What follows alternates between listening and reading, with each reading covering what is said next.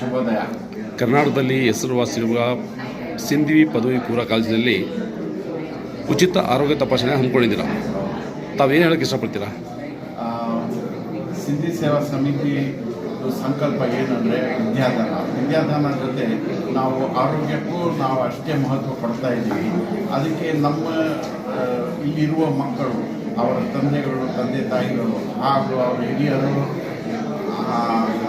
ಅಲ್ಲದೆ ಇಲ್ಲಿ ಅಕ್ಕಪಕ್ಕ ಇರೋ ಜನರು, ನಮ್ಮ ಕನಿಸಂದ್ರ ಅಕ್ಕಪಕ್ಕ ಇರೋ ಜನರಿಗೆ ಎಲ್ಲರಿಗೆ ಇದು ಬೆನಿಫಿಟ್ ಆಗಲಿ ಅಂತ ನಾವು ಈ ಆರೋಗ್ಯ ತಪಾಸಣೆ ಶಿಬಿರವನ್ನು ಏರ್ಪಡಿಸಿದ್ದೇವೆ. ನಮ್ಮ ಜೊತೆ ಕೈ ಸೇರಿದ್ದಾರೆ Lions club of Bangalore host ಅಂತ ಅದೊಂದು ಸಂಸ್ಥೆ. ಲಯನ್ಸ್ ಕ್ಲಬ್ ಸಂಸ್ಥೆ ಬಗ್ಗೆ ಎಲ್ರಿಗೂ ಗೊತ್ತು.